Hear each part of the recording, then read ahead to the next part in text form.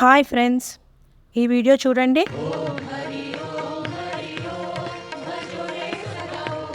Monkey Ganga अरे तेरी monkey Jamuna का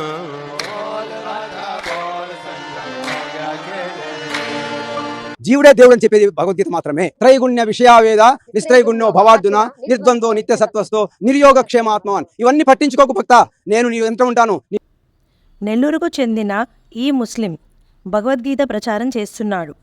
ఇంటింటికి భగవద్గీత అనే కార్యక్రమం ద్వారా అందరినీ భగవద్గీతను చదవమని ప్రచారం చేస్తున్నాడు.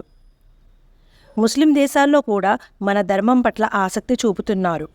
వారి భాషలో మన భగవద్గీతను అనువదించి మరి అక్కడ వాటిని అమ్ముతున్నారు.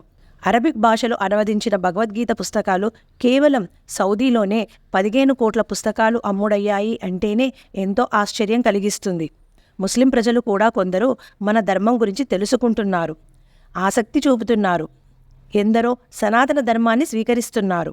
ఎక్స్ ముస్లింలు అని గర్వంగా చెబుతున్నారు. సనాతన ధర్మం మనిషి జీవించడానికి మార్గం చూపుతుంది అని వారే ప్రచారం చేస్తున్నారు. సనాతన ధర్మం ఎప్పుడు ఎలా ప్రారంభమైంది అనే విషయం ఎవ్వరికీ తెలియదు.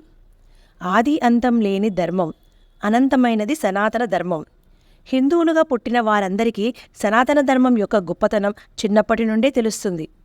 కానీ నేడు ప్రపంచమంతా కూడా సనాతన ధర్మ గొప్పతనాన్ని తెలుసుకుంటున్నారు. మరియు సనాతన ధర్మము మాత్రమే ఆనందాన్ని, ప్రశాంతతని ఇస్తుంది అని ప్రచారం చేస్తున్నారు.